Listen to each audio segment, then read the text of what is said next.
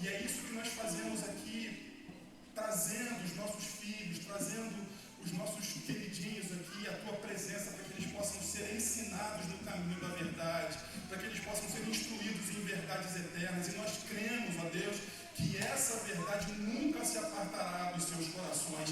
Dá-nos tão somente honrar o nosso compromisso, cuidar não apenas dos nossos filhos, mas também daqueles que estão ao nosso redor, para que essas crianças possam crescer aprendendo a te amar, para que eles possam crescer no temor do Senhor. Muito obrigado, Senhor, por esse dia. Dá aos professores orientação, didática, alegria de fazer a tua obra ali. Dá a eles uma capacidade vinda do teu Espírito Santo, nosso ajudador, para que possam ministrar as crianças. É o que te suplicamos, em nome de Jesus. Amém. Amém. Podem sair devagar, crianças. Meus irmãos, vamos cantar mais uma vez. Quero fazer só mais uma colocação. O pastor Denis está servindo hoje no encontro de casais, na área de Lindóia. E depois desse cântico, nós teremos o pastor David Rodrigues, nosso amigo, que vai ministrar a palavra para os nossos corações, pastor da PIB do Parqueiro. Você que veio preparado para esse momento, queria ofertar, fica à vontade, se não tem momento, os donos da rede, você nos ajuda por essa obra. Você fica à vontade, amém? A minha estrela, sua igreja, tem uma caixinha de hoje,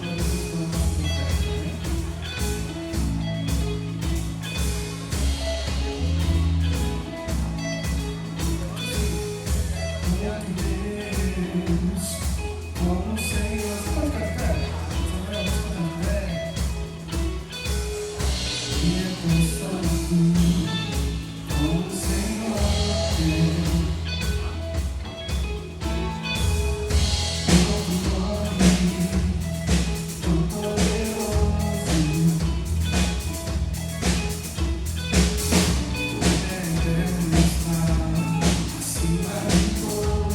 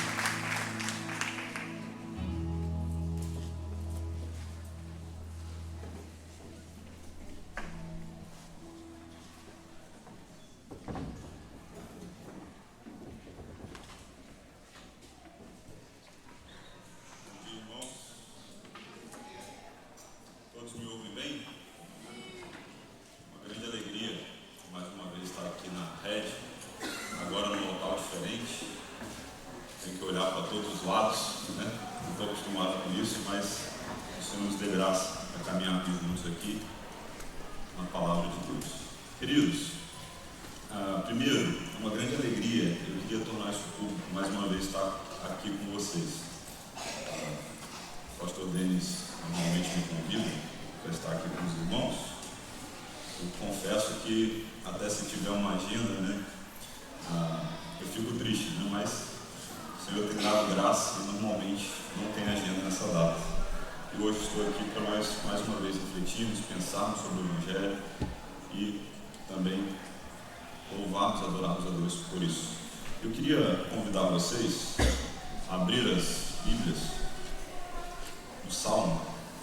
Sei que vocês têm estudado o livro de Ruth, uma série, e não quero fugir do tema, né? Nós vamos trabalhar com o Salmo de número 46. Nós vamos ler do verso de número 1 até o verso de número 11. Esse tema é um tema muito conhecido por todos. Certamente vocês já ouviram falar sobre esse tema, ou pelo menos já tiveram alguma familiaridade com ele. Então, eu não vou falar de nada novo aqui, mas de algo que vocês já conhecem. Eu queria que vocês, junto comigo aqui, prestassem bastante atenção na leitura desse texto, na leitura desse salmo, nós pudéssemos ser encorajados, exortados, e também que o nosso coração ficasse aquecido com a palavra de Deus. Os que não me conhecem, me chamo David Rodrigues, sou pastor da PIB, do Parque Aeroporto, tenho servido os irmãos lá desde dezembro de 2022. Tem sido uma bênção caminhar com aqueles irmãos queridos. A igreja é muito receptiva. Se vocês estiverem lá pelo aeroporto, passem lá à noite para o nosso culto, então não tem concorrência para ele, viu? Fiquem tranquilos. Salmo de número 46. Minha versão aqui é a Nova Almeida atualizada. Diz assim a palavra de Deus: Deus é o nosso refúgio e fortaleza, socorro bem presente nas tribulações. Portanto, não temeremos, ainda que a terra se transforme, os montes se abalem no seio dos mares, ainda que as águas tumultuem e espumejem, e na sua fúria os montes estremeçam. Há um rio, cujas correntes alegram a cidade de Deus, o santuário da morada do Altíssimo. Deus está no meio dela, jamais será abalada. Deus ajudará desde o romper da manhã. Bramam nações, reinos se abalam. Deus faz ouvir a sua voz, e a terra se dissolve. O Senhor dos exércitos está conosco, o Deus de Jacó é o nosso refúgio. Venham contemplar as obras do Senhor, que tem feito desolações na terra. Ele faz cessar as guerras até os confins do mundo, quebra o arco, despedaça a lança, queima os carros no fogo. Aquietem-se e saibam que eu sou Deus. Sou exaltado entre as nações, sou exaltado na terra. O Senhor dos exércitos está conosco, o Deus de Jacó é o nosso refúgio. Que o Senhor nos abençoe. Queridos, a reforma protestante eclodiu em 1517 e grandes homens se destacaram nesse período, como, por exemplo, John Huss, John Wycliffe, Savonarola, homens que antecederam a reforma. Mas um homem notável surgiu como o expoente da reforma. O seu nome, tão conhecido e também publicado em muitas obras, é Martinho Lutero. Nós hoje aqui somos fruto dessa reforma protestante que aconteceu em 1517. E ele ganha notoriedade quando ele afixa no castelo de Wittenberg, na época, a faculdade do tempo, as 95 teses, no intuito de discutir com a Igreja Católica Apostólica Romana alguns desvios que estavam acontecendo da Escritura. E o salmo preferido de Martinho Lutero era o Salmo 46. Os historiadores afirmam que, enquanto a reforma protestante avançava, enquanto estava acontecendo, houve diversos momentos onde Lutero se sentiu triste, abatido, muitos momentos perigosos, que as adversidades, os sofrimentos e uma grande pressão tomavam conta de Lutero, durante as quais não foram poucas as vezes que Lutero se sentiu terrivelmente triste e abatido, desanimado, deprimido com a vida, com as situações. E a história afirma que, em muitos desses momentos, ele recorria ao seu amigo Felipe Melanco, grande amigo de caminhada. Tenho dito aos irmãos da nossa igreja que os amigos são lenitivos da caminhada cristã. Ele nos encoraja, nos mantém nos trilhos. E Felipe Melanco era esse amigo de Lutero. E ele chama Felipe Melanco e ele diz assim: Felipe, vamos juntos entoar o 46º Salmo. E juntos eles entoavam o Salmo de número 46. Eu não tenho aqui o objetivo de entrar nos pormenores da reforma, mas tente imaginar o reformador passando por toda aquela turbulência, ameaças de morte, deprimido e cantando: Deus é o nosso refúgio e fortaleza, socorro bem presente nas tribulações, portanto, não temeremos. E se há um tema nebuloso para os cristãos que paira numa nuvem cinza atualmente, é justamente o tema das dificuldades da vida, o sofrimento cristão, das perseguições e as lutas que são impostas a você diariamente. Quem diz que não passa por lutas, certamente está passando por alguma coisa. Isso não é normal. Todo mundo, em alguma medida, passa por alguma dificuldade na vida. E qual é a atitude que você, como um cristão, deve ter diante dessas adversidades da vida? Hoje nós vamos tentar aqui, em alguns minutos, poucos, prometo não tomar muito tempo de vocês, mas nesses poucos minutos entendermos verdades preciosas sobre esse texto, sobre o Salmo. Eu confesso aos irmãos que enquanto eu fazia seminário, no início do seminário, eu me lembrava dos Salmos e eu pensava assim: como eu posso pregar esses textos? Textos difíceis, às vezes com um contexto muito diferente do nosso. Como aplicar essas verdades para os nossos dias hoje? Depois de algum tempo estudando o livro de Salmos, confesso que talvez seja um dos livros mais apaixonantes de um pastor e também da igreja. Há muita teologia, muitas verdades preciosas. Eu queria compartilhar essas verdades hoje com vocês. Queridos, assim como aconteceu no tempo de Lutero, esse salmo foi escrito em um dos momentos mais difíceis da história de Jerusalém, uma região muito instável politicamente. Existe uma grande gangorra espiritual, onde alguns reinos se ascenderam ao poder e outros declinaram nesse momento. E nos dias que esse salmo foi escrito, um reino aqui está em ascensão. Chamava-se Assíria, cuja capital era Nínive. Se lembra do profeta Jonas? História de Nínive? Assíria. O projeto deles era se tornar um império, que depois de fato acabou se tornando uma grande potência do mundo antigo. Mas havia um empecilho para a Síria se tornar um império, para ser levada nesse patamar de império. Eles precisavam alcançar uma outra grande potência do mundo antigo, o Egito. E percebam, havia um outro empecilho. Nesse caminho até o Egito, nessa reta até o Egito traçada, havia dois reinos: o reino de Israel ao sul e o reino de Judá ao norte, cujo último rei se chamava Oséias. Seu reinado durou cerca de 10 anos. Oséias era um rei perverso, não adorava o Senhor, e ele foi deposto, e junto com ele, as 10 tribos do norte desapareceram o tempo inteiro, indo para várias partes do Império Assírio.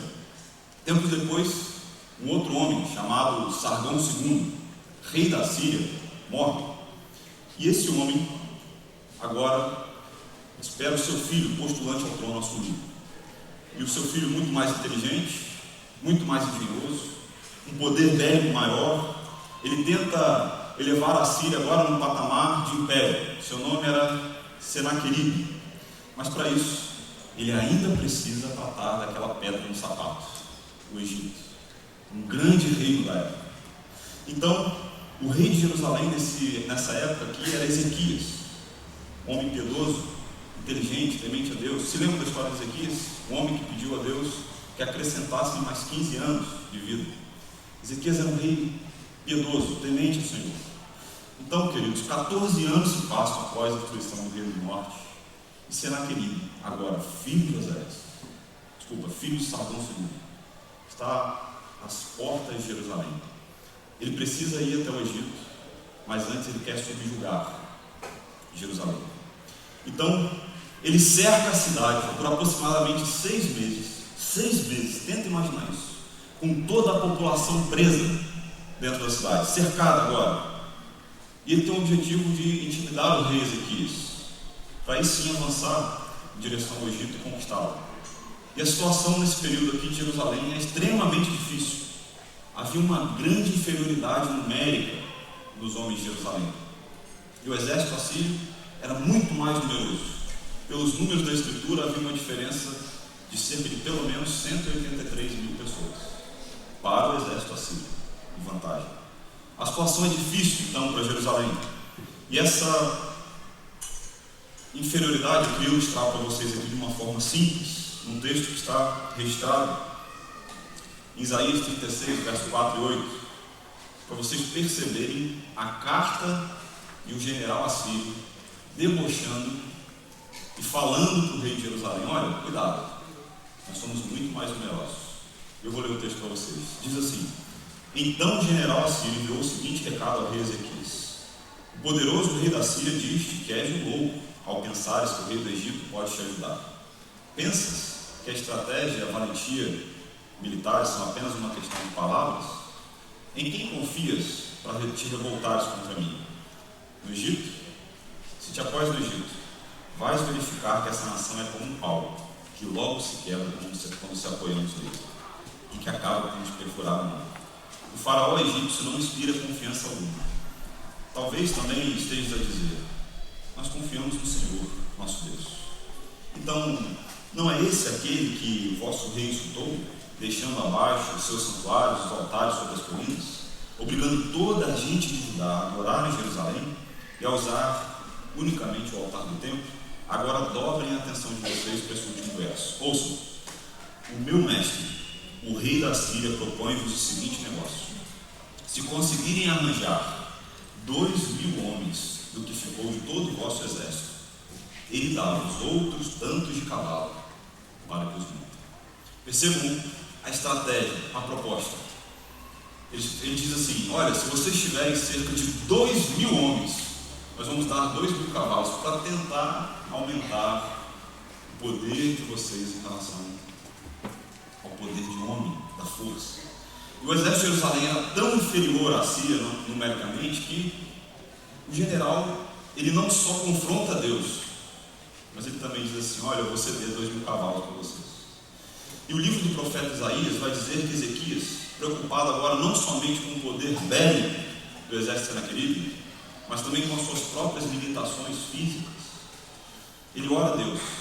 Agora, queridos, percebam como deve ser a oração de um cristão clamando a Deus. Como Ezequias era um homem íntegro, temente a Deus.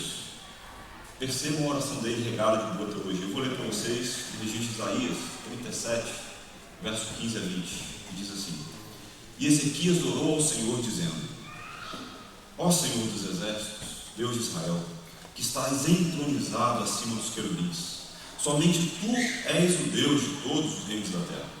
Tu fizeste os céus e a terra. Inclina, ó Senhor, os ouvidos e ouve.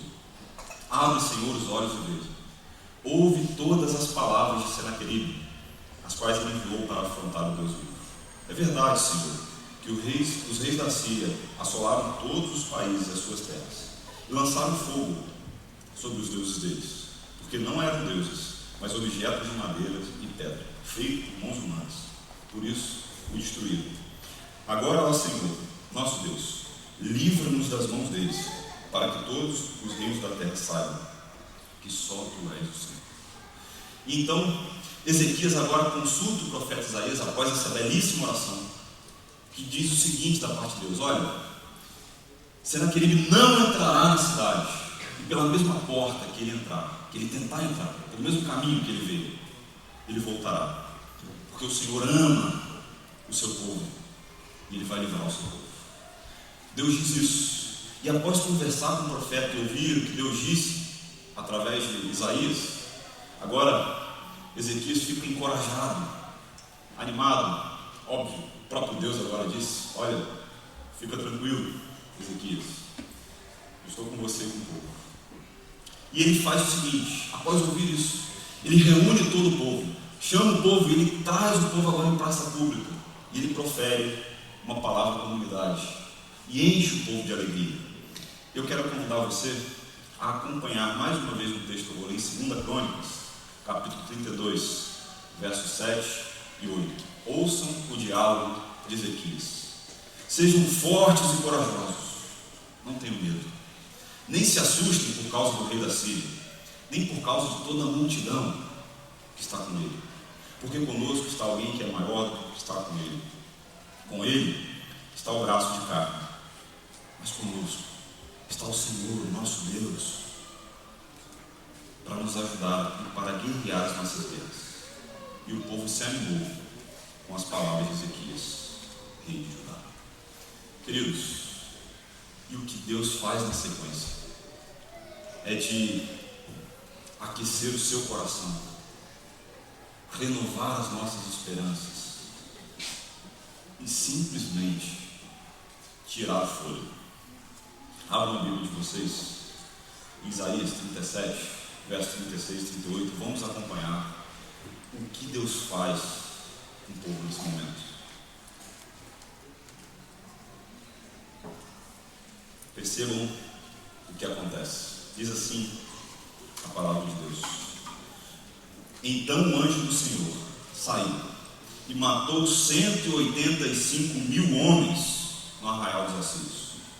De manhã, quando os restantes se levantaram, lá estavam todos aqueles cadáveres. Então Senaqueribe, rei da Síria, levantou o acampamento e foi embora.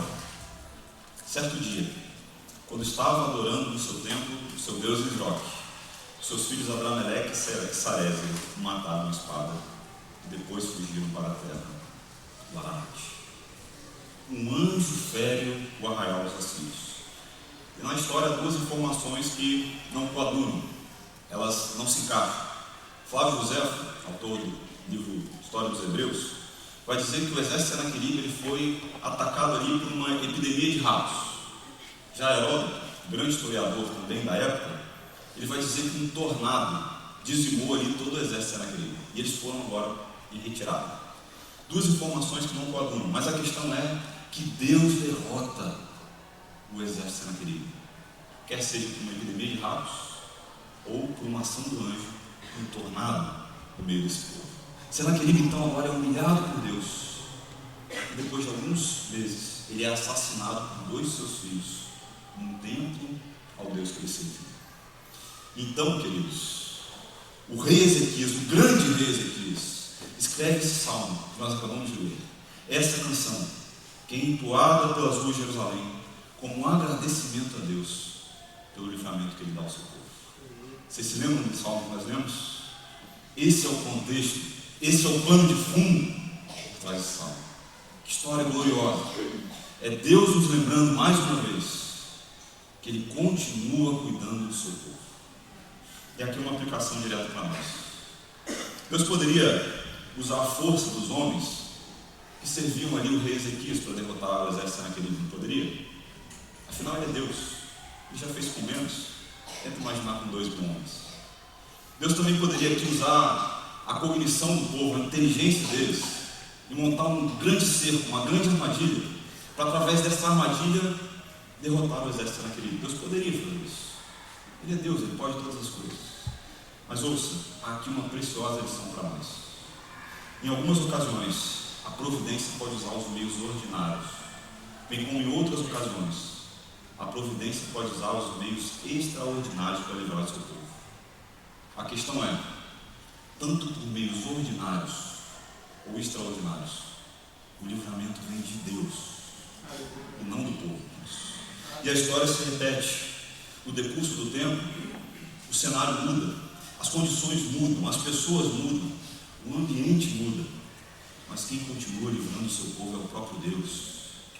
E por vezes nós precisamos ser lembrados dessa verdade. O mundo não está entregue ao acaso, como muitos acreditam. Existe um Deus que eu e você podemos confiar, que está disposto a nos ajudar nos momentos mais difíceis e duros da nossa caminhada. Charles Swindoll, grande pastor, comentando essa passagem, ele vai nos lembrar das nossas limitações e fraquezas como ser humano. E ele vai dizer o seguinte, guarde isso no seu coração, que comentário irretocável. Ele diz assim: nós a negamos, nós a disfarçamos, nós a mascaramos, nós tentamos ignorá-la, mas a verdade persiste teimosamente. Nós somos criaturas fracas. Pecadores que somos, fracassamos. Propensos que somos a doenças, adoecemos. Fracos que somos machucados. Mortais, acabamos morrendo. Pressão nos desgasta, ansiedade nos causa úlceras, doença nos assusta, a morte nos assombra. Como podemos continuar crescendo neste saco de ossos coberto com fraquezas demais para mencionarmos? E ele agora proclama uma solução. Precisamos de uma grande dose do Salmo 46. Que esperança essas palavras trazem para aqueles que estão sofrendo com a opressão da fraqueza pessoal. Que comentário irretocável, irmãos. E certamente você já se sentiu fraco, impotente, abatido, sem forças, porque diante dos problemas nós sentimos medo. E o medo e a insegurança provavelmente te deixaram apático diante de alguma situação. Herman Bavinck vai dizer o seguinte: todos, em algum ponto da sua existência, são surpreendidos pelo mistério da vida, pelo poder da morte, pelo pavor do julgamento ou pelo temor do Senhor. E por que isso acontece, Deus? Por quê? Porque o medo encobre um problema que está intrínseco no homem, que é ainda maior. E é um problema do coração, crônico. O medo das adversidades, das tribulações, das dificuldades da vida, revela a nossa falta de confiança em Deus. Nós sentimos medo nas situações difíceis da nossa vida, porque a nossa confiança não está em Deus. Talvez esteja em outras coisas, mas não está em Deus. Pois bem, e há uma estrutura nesse salmo.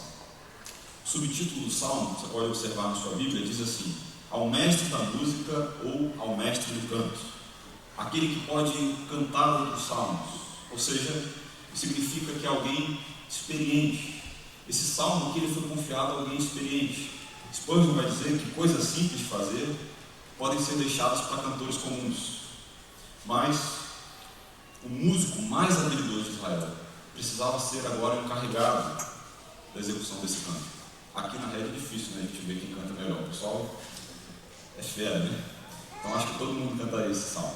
E a palavra hebraica usada aqui no texto, alamot, usada na introdução do salmo, ele tem a ver com moças ou donzelas. Alguns afirmam que essa palavra utilizada era para ser cantado com voz de soprano. Soprano, contralto, tenor e baixo. São os quatro que nós temos. Esse salmo especial era para ser cantado com voz de soprano. E ele se dá pela notação musical técnica, indicando que a música deveria ser cantada por vozes femininas. Ou, como diz, por exemplo, em 1 Crônicas, também pode se referir com instrumentos de som agudo, onde nós vemos que Zacarias, Benaia e Eliabe deveriam louvar ao Senhor com instrumentos em alamot.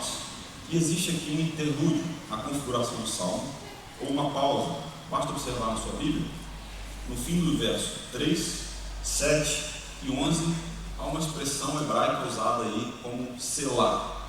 Perceba, o intuito dessa pausa é que o leitor que acabou de ler essa estrofe, ou essa parte do salmo, ele para um momento e reflita sobre o que ele acabou de ler e perceba que há uma mudança na narrativa.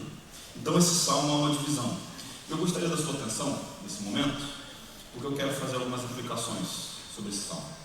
Eu queria que você guardasse essas aplicações no seu coração. A primeira aplicação é que Deus sempre socorre o seu povo em tempos de aflição. Não existe, irmãos, nenhum pressuposto bíblico onde aponta que o cristão não passará por dificuldades na vida. Há muitas pessoas falando isso por aí. Receba Cristo, venha para a igreja, seus problemas cessarão. Não é uma verdade isso. E no verso 1 desse salmo, a palavra está no plural. Perceba, tribulações. Eu quero te dizer uma coisa. Essa aplicação é para você que está passando por alguma luta, alguma tribulação e alguma adversidade na sua vida. Mas também é para você que não está passando por nenhuma tribulação nesse momento, por nenhuma luta, por nenhuma dificuldade. E talvez você se vanglorie disso, por sua articulação, por seu poder aquisitivo, por sua cognição, por sua saúde. O texto nos faz uma afirmação geral. Um dia as tribulações chegarão, e chegam sem você menos esperar. O médico te chama numa sala reservada, pede os familiares para saírem, e ele diz baixinho, para ninguém ouvir: é câncer. Você é golpeado, para você parece que não existe mais chão. E nós precisamos estar fundamentados nas verdades inabaláveis do Evangelho, porque certamente um dia os problemas chegarão. Eu queria ilustrar isso de uma forma bem simples, com uma história. Em novembro de 1873, um homem chamado Horácio Spafford, advogado renomado e servo do Senhor, ele decide ir para uma cruzada evangelística junto com um grande evangelista chamado Moody.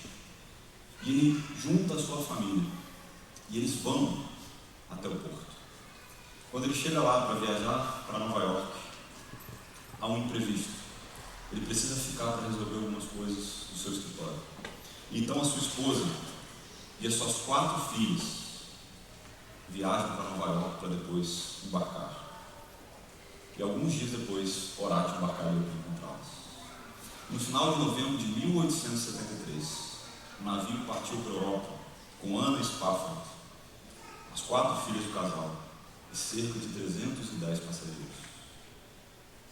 Você pode pensar, indo em missão, indo anunciar o Evangelho, será que algum mal poderia acontecer com essas pessoas? Algum mal pode acontecer com quem dedica a sua vida servindo a Deus, servindo ao Senhor? Na madrugada do dia 22 de novembro, no Atlântico Norte, uma tragédia acontece. O navio se chocou com outro navio inglês e afundou em apenas 12 minutos. 226 pessoas morreram nesse naufrágio. 226 pessoas, incluindo as 4 filhas de Horácio. Anna Spafford, esposa de Horácio, junto com 90 pessoas apenas, conseguiram ser resgatados. E logo assim que ela chegou num local seguro, em terra firme, ela enviou um bilhete ao seu marido. E ela disse o seguinte: salva, porém só. Imediatamente, esse homem que havia ficado pegou o navio e foi ao encontro da sua esposa. E ele levou dias para chegar, dias.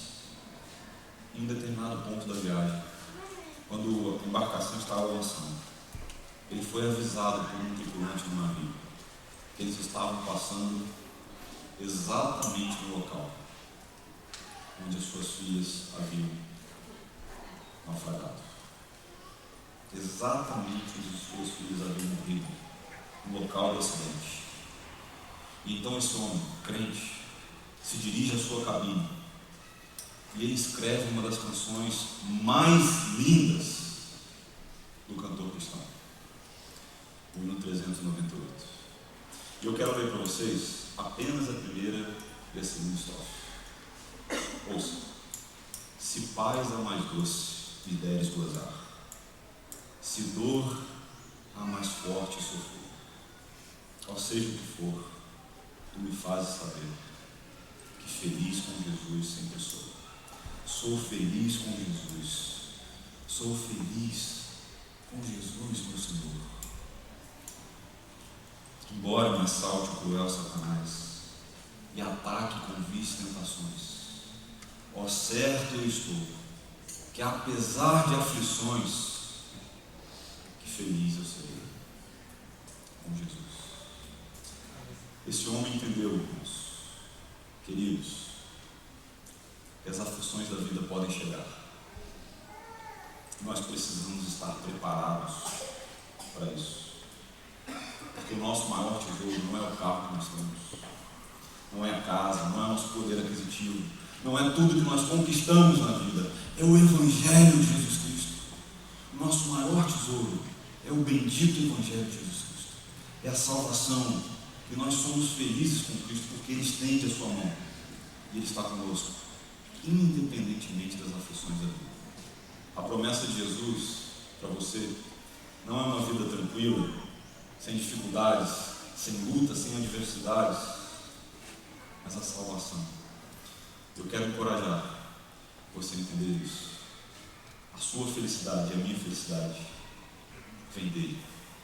Ainda que falte algo, ainda que as coisas não aconteçam da forma que nós planejamos, o Senhor continua conosco. E ouça, irmãos, a igreja ou a religião, ela nunca é tão valiosa quanto em tempos de dificuldade. As pessoas procuram a Deus, por exemplo, quando elas estão com dificuldades no casamento. Elas procuram a Deus ou a igreja quando estão doentes. Elas procuram a Deus principalmente quando estão diante de algum familiar ou algum amigo próximo que acabou de falecer. O verso 1 está afirmando para nós que Deus é o nosso lugar de refúgio, que nós estamos guardados e protegidos e seguros. E Ele também afirma para nós que Ele é a nossa força de fato. E quem nunca aqui se sentiu fraco diante de algumas situações de adversidade da vida? Pois bem, Ele é o nosso socorro bem presente nas situações. Há um Deus presente que eu e você podemos confiar, independentemente do que esteja acontecendo na sua vida. Ele está presente, nos ajudando a suportar e a passar por essas adversidades, dia após dia. E Ele se mostra presente através das mais graciosas e doces manifestações, mesmo quando Ele parece estar ausente nesses momentos, mesmo quando você acha que ninguém está ao seu lado mais. Ele continua presente, nos ajudando a passar e suportar essas aflições. Portanto, nosso dever como cristão é apenas esperar e confiar nesse Deus poderoso que livrou o povo de Jerusalém e continua livrando seu povo hoje. E eu queria a sua atenção, porque não há nada tão assombroso, não sei quantos aqui já tiveram a oportunidade de passar por isso, mas não há nada tão assombroso quanto um deslizamento de terra. Em 2018, tive a oportunidade de viajar para Guatemala. Fomos em missão para servir os irmãos da Guatemala. E lá, na Guatemala, é comum os terremotos. No entanto, eles usam vigas de meia polegada, vigas grossas, para sustentar as estruturas. E os irmãos ficam apreensivos com isso o tempo inteiro. E um pastor, grande amigo, Eliezer Magalhães, ele conta um relato em um dos seus livros. Missionário, ele estava no Nepal. E ele diz que estava na rua, ajudando as pessoas a correr para os abrigos, as pessoas mais idosas, porque havia a possibilidade de terremoto. E os terremotos vieram, e eles ficaram por vários dias naquele local, naquela vila. E quando ele acabou de levar todas essas pessoas para o abrigo, ele disse que ele se sentou na calçada e ele ficou extremamente angustiado. E ele começou a clamar a Deus pela vida daquele povo que estava sofrendo há dias com aqueles tremores, porque a base onde os pés deles estava firmada, não havia mais firmeza. Eles estavam extremamente nervosos, eles estavam sofrendo. E a única coisa que passou pela mente dele foi o seguinte: eu preciso gravar um vídeo para mandar para minha esposa e para as minhas filhas. E ele gravou esse vídeo e enviou para um amigo. E ele disse assim para o amigo: olha, se eu não te responder daqui a alguns dias, envie esse vídeo para minha esposa e para as minhas filhas, porque certamente a minha vida foi ceifada. E ele disse que nunca passou, depois eu conversei com ele pessoalmente, após ler o livro, ele disse que nunca passou um momento mais tenebroso como esse na sua vida. Agora, tente imaginar você abrindo a janela do seu apartamento, da sua casa, ou talvez aí do local onde você mora, e você se deparando com uma situação dessas. Tudo ao redor ruiu, tudo caiu, apenas a sua casa e um penhasco agora. É isso que diz aqui no verso 2 e 3. Acompanhe comigo. Portanto, não temeremos, ainda que a terra se transtorne e os montes se abalem nos seios dos mares, ainda que as águas tumultuem e espumejem, e na sua fúria os montes estremeçam. Tremer, cambalear e abalar aqui são alusões poéticas a terremotos. Espumejem aqui no verso 3 é uma ilustração de águas poderosamente emergentes, como por exemplo a barragem que se rompeu em Mariana alguns anos atrás. Na cabeça de um hebreu, olhando para esse texto aqui, um monte é um lugar seguro, firme, que nunca vai se abalar. Então o autor aqui está usando uma situação hipotética para afirmar o seguinte para nós, irmãos: ainda que tudo desmorone e a sua maior segurança caia diante dos seus olhos, ainda que as catástrofes da natureza, como enchentes e terremotos, cheguem até você, elas não desgastarão as fortificações poderosas do nosso Deus. Nós não temeremos, porque o Senhor nosso Deus não abandona o seu povo, e Ele sempre socorre o seu povo em tempos de aflição. A boa notícia aqui é que você não está sozinho na vida. Você não está sozinho nas tribulações e nas lutas que você enfrenta diariamente. O Senhor permanece com você todos os dias. Que bênção é esse salmo de Deus. Segunda aplicação: em tempos de tribulação, a igreja de Cristo é regada pela graça do rio da consolação da graça. Desculpa, vou repetir. Em tempos de tribulação, a igreja de Cristo é regada com o rio da consolação da graça. A água era um bem muito precioso na Palestina naquela época. E Jerusalém foi uma das poucas cidades construídas longe das margens dos rios. Então, o rei Ezequias, grande rei Ezequias, ele olha para os canais de água que ele havia feito ligando a fonte de Guion ao tanque de Siloé, e o autor do salmo, ele olha para essas coisas que ele próprio construiu, ele olha para essa realidade e ele não enxerga aqui a provisão humana. Nós somos tendenciosos a fazer isso. Às vezes nós olhamos para o nosso trabalho e a gente diz assim: quem sustenta essa casa aqui sou eu. Mas basta o Senhor fazer apenas uma coisa: tira o fôlego, tira o sopro de vida. Quem sustenta o seu lar é o próprio Deus. Ele te deu condições de saúde para você fazer isso. Se você não tiver saúde para sair, se você não tiver um sopro de vida, acabou.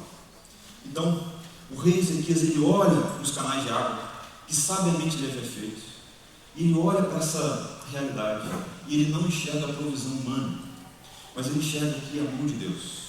Thomas Watson, grande puritano, ele diz assim: se Deus for o nosso Deus, Ele nos dará paz em tempos difíceis. Quando há uma tempestade lá fora, Ele traz paz dentro de nós. Nós estamos aqui diante de um grande contraste.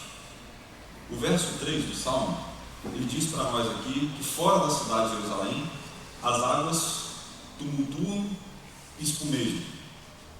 Porém, dentro da cidade existe um rio. E a figura de um rio é um lugar tranquilo. Não é verdade? Nunca vi rio com onda. Alguém já viu? Não tem rio com ondas. É um lugar tranquilo. Isso não significa, meu irmão, minha irmã, que o cenário mudou. Tenta imaginar 6 meses trancados dentro da cidade de Jerusalém. Esses homens ainda estão lá, essas mulheres ainda estão lá, trancados. O exército de Senaqueribe está ao redor. O cenário não mudou, mas indica que algo internamente deles mudou. Eu quero trazer luz sobre essa afirmação usando um texto. Abra sua Bíblia, por favor, e acompanhe comigo. 2 Coríntios, capítulo 4. verso 8 e 9.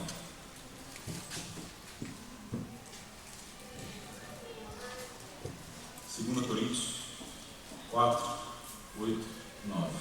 Diz assim: em tudo somos atribulados, porém não angustiados. Ficamos perplexos, porém não desanimados. Somos perseguidos, porém não abandonados. Somos derrubados, porém não destruídos. Uma leitura atenta sobre esse texto mostra para nós que existe aqui um cenário versus a condição do cristão que confia em Deus. Ou seja, para explicar mais fácil, algo externo e algo interno. Vamos ler novamente o texto? Um olhar atento? Prestem atenção. Em tudo somos atribulados, externo, porém não angustiados, interno. Ficamos perplexos, externo, porém não desanimados, interno. Somos perseguidos, externo, porém não abandonados. Deus está conosco. Somos derrubados, externo, porém não destruídos. Percebam, irmãos, há um rio que flui, onde as águas não tumultuam, não se agitam, nem ficam turbulentas. E esse rio é um símbolo da graça de Deus. Há um rio no Éden, haverá um rio na Nova Jerusalém. O mundo pode estar seco, realmente está, mas os discípulos de Jesus não, porque Deus é um rio para a nossa seca. De uma forma mais simples, nós podemos ver claramente as preocupações, as pessoas agitadas e grandes crentes tranquilos, porque Deus continua conosco. Nós percebemos isso em muitas coisas. Há algum tempo atrás, eu tive a oportunidade de pregar no sepultamento de um grande amigo. Nesse sepultamento eu me lembro, até hoje, havia 2 corpos em locais distintos. Eles estavam numa sala, crente, a vida inteira, criado na igreja, passava pelas dificuldades, confiava no Senhor. Nós cantamos, pregamos, choramos também. Mas percebemos uma coisa: havia uma tranquilidade, uma paz naquele lugar. Enquanto do outro lado, as pessoas estavam gritando, porque o outro ente se partiu, o outro ente foi embora. Percebam, queridos, essa paz que nós temos, porque nós sabemos para onde nós vamos. Enquanto as situações adversas estão acontecendo, o cristão continua firme, tranquilo, porque o rio aqui dentro continua fluindo de uma fonte inesgotável da graça de Deus. E eis aqui o Salmo, o primeiro refrão, no verso 7. Que refrão lindo! E você precisa guardar esse refrão no seu coração. O Senhor dos exércitos está conosco. O Senhor de Jacó é o nosso refúgio. Deus é poderoso para continuar guardando o seu povo. Caminhando para o final, terceira e última aplicação. O Senhor também peleja pelos seus. Eufórico agora pelo acontecimento, o salmista, o rei Ezequias, convida a todos para vir contemplar as obras do Senhor. Tentem imaginar, ele tinha apenas 2.000 homens e Deus é o único que faz isso. Alguns dizem que a matemática e a aritmética é exata, né? Deus vai em Isaías e contorce essa verdade. O texto diz lá que Deus dá força ao cansado e multiplica as forças daquele que não tem nenhum vigor. Nenhum vigor? 0 vezes 0 é igual a quanto? 0. Mas Deus multiplica as forças. Ele é o único Deus que quebra a aritmética, ele quebra a matemática. E mais uma vez ele está fazendo isso aqui. 2.000 homens contra 185.000. E agora o rei Ezequias chama todos por esse acontecimento. Ele diz: venham ver 185.000 cadáveres. as portas de Jerusalém. O exército assírio era perverso, muito mais numeroso do que Jerusalém. Se você ler alguns livros antigos, vai dizer que todo mundo tinha medo do exército assírio, todos. Era um exército que fazia atrocidades, mas nada disso, nada, fez frente diante do poder de Deus. Então, a euforia toma conta dele e também do povo. E eles convidam a todos. E ele diz assim: venham contemplar as obras do Senhor, no verso 8. Venham ver o que o Senhor está fazendo, venham. E percebam, há uma mudança na narrativa. No verso 9 agora, quem fala é o próprio Deus através do salmista. Perceba o que ele diz: aquietem-se e saibam que eu sou Deus. Sou exaltado entre as nações, sou exaltado na terra. E assim como foi lembrado o povo de Jerusalém, Deus também está nos lembrando aqui hoje, nessa manhã, e nos dizendo o seguinte: eu sou Deus, eu tenho controle de todas as coisas na palma das minhas mãos. Sou eu que ponho fim à guerra. A guerra não é sua. Pare de lutar. Aquiete o seu coração. Pare de lutar pensando que a vitória vem de você. É o próprio Deus que faz com que o seu povo avance. Caminhando para o final, queria falar uma frase do próprio Martinho Lutero. Guarde essa frase no seu coração.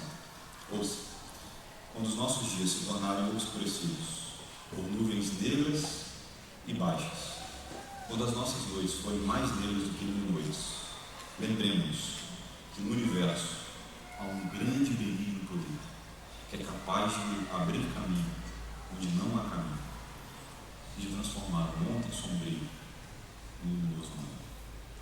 Que o Senhor nos dê graça para entender essas verdades preciosas. Últimas 3 aplicações que queria que você guardasse no seu coração. Deus habita no meio do seu povo, que é a igreja. Há muita confusão por aí dizendo que você pode receber a Cristo e não fazer parte de uma igreja. Mas a metáfora usada pelo próprio Cristo na Escritura Sagrada, pelo apóstolo Paulo sobre a igreja, é que Cristo é o cabeça da igreja e a igreja é o corpo. Você já viu alguma cabeça andando sem corpo? Ou algum corpo andando sem cabeça? Não existe vida de um cristão sem igreja. Nós precisamos ser encorajados dia após dia pelas verdades reveladas do Evangelho. Portanto, Deus habita no meio do seu povo, que é a igreja. Encoraje outras pessoas a participarem, a frequentarem, a congregarem. Isso é uma bênção, Deus. Segunda, Deus tem uma aliança com o seu povo. Havia uma aliança no Antigo Testamento e uma nova aliança foi feita em Cristo Jesus, na cruz do Calvário. Portanto, nós somos lavados e remidos. Não fomos comprados com prata ou ouro, mas com o precioso sangue de Jesus. Valorize isso. Valorize isso. Há uma nova aliança. E por último, Deus não abandona o seu povo. Deus, mais uma vez, acudiu o seu povo em Jerusalém num momento de dificuldade. E diariamente, Ele continua estendendo a sua mão para mim e para você. Nós precisamos nos lembrar que a história do Evangelho não é a nossa história. A história do Evangelho é a história do povo de Deus. Nós temos a oportunidade de dar sequência a essa história. Essa história que há mais de 3.000 anos vem sendo contada. Você faz parte dessa história. Deus te abençoe, que você seja encorajado por esse belíssimo salmo, que nós possamos aprender mais sobre o Evangelho de Cristo. Vamos orar? Senhor, obrigado por esse belíssimo salmo. Obrigado por sua palavra viva e eficaz, mais penetrante que uma espada de 2 gumes. Nós te pedimos nessa manhã que o Senhor continue alimentando o seu povo. Que o Senhor continue nos livrando, cuidando de nós nas dificuldades. Às vezes os problemas vêm, as tribulações vêm, e nós somos tendenciosos a achar que estamos sozinhos. Eu quero te pedir que nós sejamos lembrados mais uma vez nessa manhã que o Senhor continua conosco. o Senhor continua com o seu povo. É o Senhor que nos livra, é o Senhor que cuida de nós, é o Senhor que nos dá tudo que nós temos. Portanto, pedimos que o Senhor complete em nosso coração essa palavra, que nós possamos sair daqui encorajados, sabendo que há um Deus que ainda olha para a sua igreja e que ainda cuida de nós em todos os detalhes.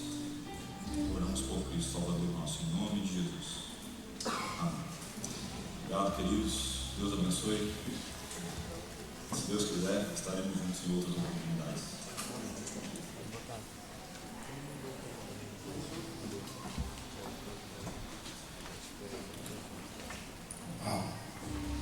Deus te abençoe. Sou feliz com Jesus. Sou feliz com Jesus, meu Senhor. Sou feliz com Jesus. Sou feliz com Jesus, meu Senhor.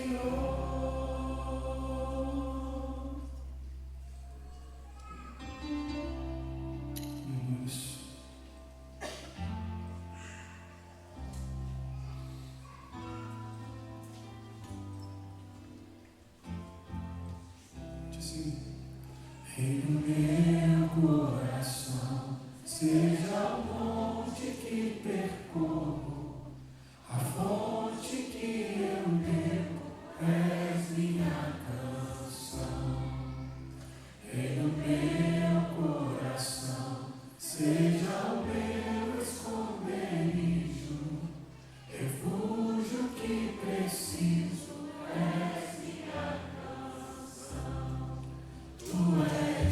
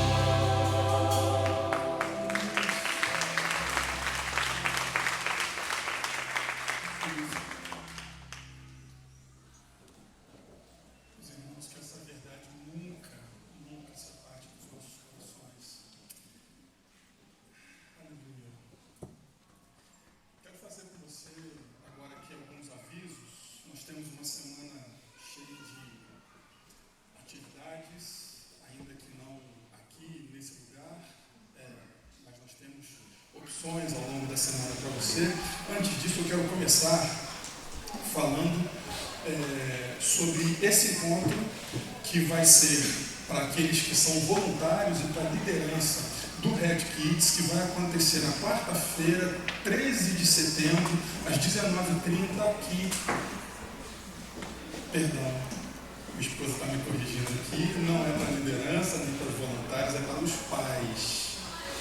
Mas provavelmente nós teremos a liderança aqui, enfim, mas, meus irmãos, se você é pai de crianças abaixo de 8 anos, perdoem o meu erro aqui, você é nosso convidado para estar aqui no dia 13/9. Nós temos orientações muito especiais para você acerca da dinâmica do Red Kids. Então, assim, não falte, porque é fundamental que os pais caminhem junto com o ministério, junto com a estrutura de crianças da igreja, para que nós possamos conduzir as nossas crianças às verdades eternas. Então, é fundamental que você participe, que você seja parceiro do Red Kids nessa proposta. Então, dia 13/9, 19h30, os pais de crianças abaixo de 8 anos são os nossos convidados para que estejam aqui, para que possamos, enfim, trabalhar juntos, passar orientações para as suas ações. É fundamental que você seja parceiro da igreja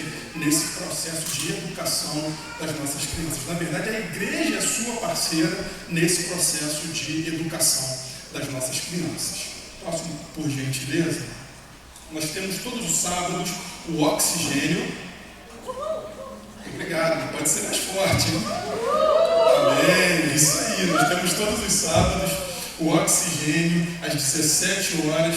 A Gillian tem feito um grande trabalho, junto com o Rodrigo, junto com a Marcela. Os nossos teens, os nossos adolescentes têm, enfim, crescido a cada dia. E é fundamental que você, que está aqui hoje, que ainda não se envolveu, se envolva. Venha conosco. Gillian, dá um tchauzinho. Rodrigo, dá um tchauzinho aqui. Marcela também. São os nossos líderes. Você pode procurá-los ao final, se você está aqui e ainda não participou de nenhuma reunião, para que você se junte a eles nos sábados às 17 horas. Ok? Está ali embaixo o endereço. Se você puder, volta ali, por favor. Se você puder anotar o endereço, se você tem interesse, está ali já para que você possa estar conosco. Tá bom? Também conhecido como Casa da Gillian. Próximo, por favor. Próximo aqui, essas são as datas do estaleiro para esse semestre. Então, dia 23/9, 7/10, 21/10, 11/11, 25/11, e depois do dia 9 de dezembro, a nossa última reunião do ano.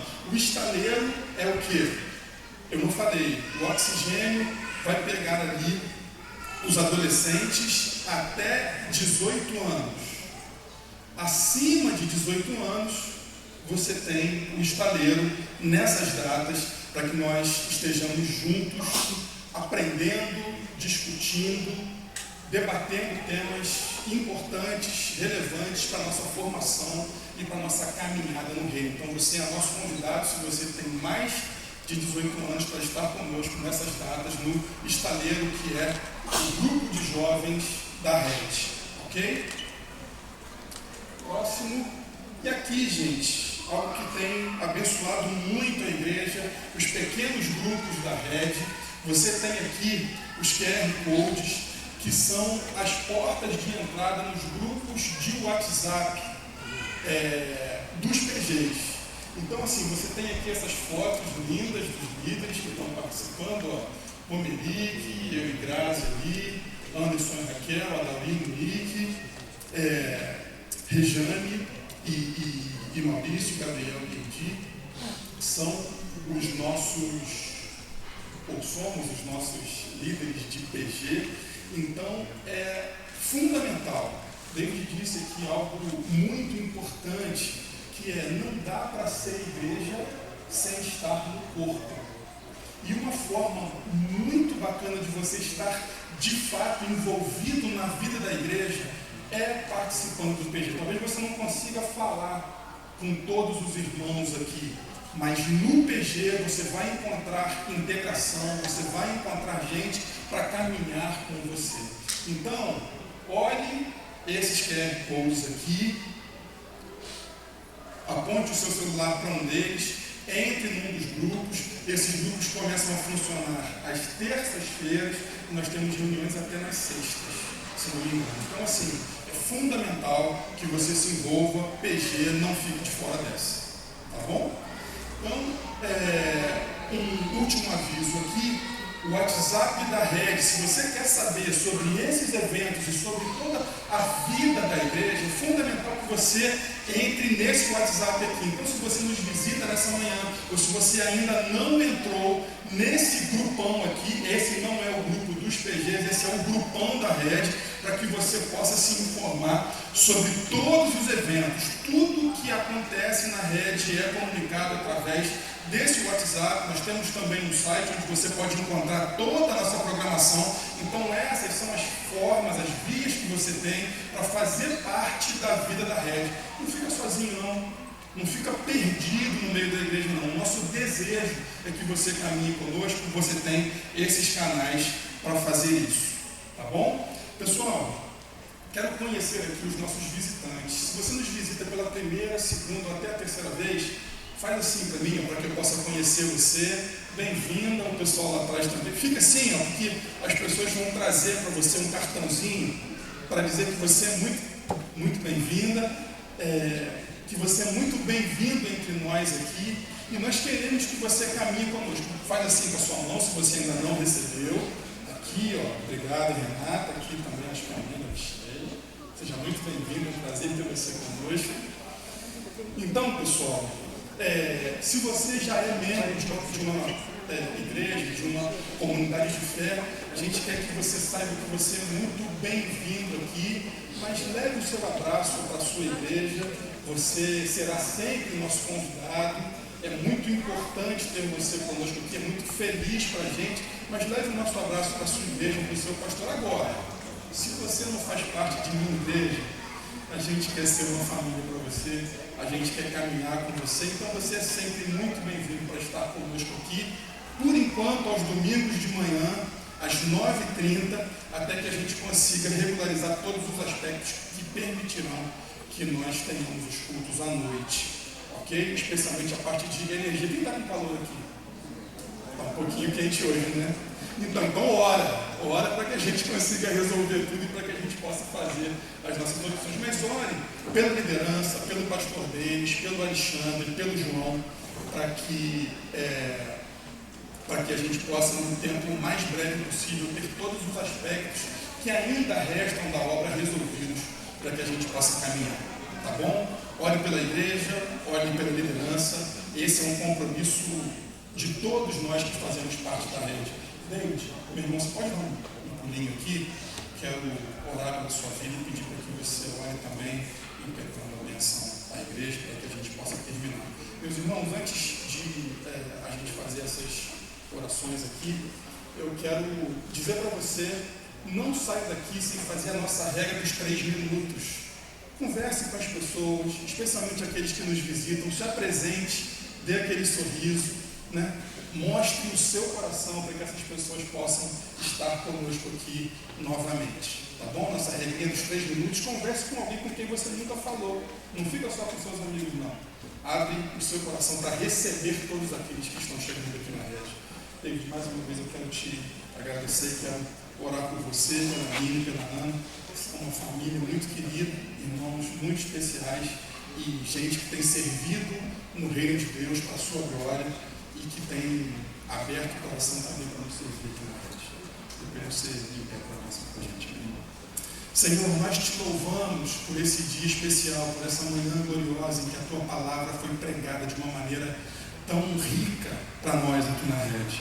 Nós te louvamos pela instrumentalidade do teu servo, David. Muito obrigado, porque esse moço se prepara de uma forma maravilhosa, que só pode ser explicada pela ação do Senhor na sua vida e na sua vocação, para que ele possa compartilhar a sua palavra de forma tão bela, tão rica, tão cheia de cores, para que a tua igreja possa ser instruída e conduzida à reflexão rica teologicamente na tua presença. Abençoa o teu servo, dá a ele palavra, Dá a ele sabedoria para que possa conduzir a sua comunidade. Coloca uma liderança forte, uma liderança leal ao lado dele, para que possa caminhar ali, proclamando o teu reino através do ministério da PIB, do Parque Aeroporto. Mas muito obrigado, Senhor, muito obrigado pela ação do Senhor de uma forma tão rica na vida dele, da sua esposa Aline, da sua filhinha Ana. Que o Senhor os abençoe, que o Senhor os prospere no teu reino, que o Senhor dê a eles a graça de que precisam para continuar caminhando na tua presença. Muito obrigado pela instrumentalidade do teu servo hoje, nessa manhã aqui na rede.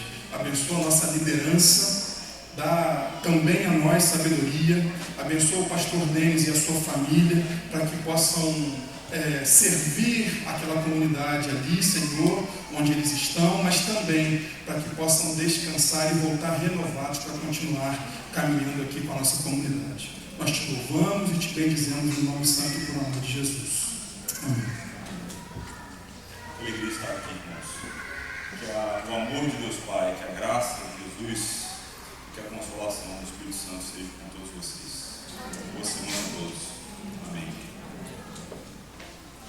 Tenha uma boa semana, meus irmãos. Vão em paz em nome de Jesus.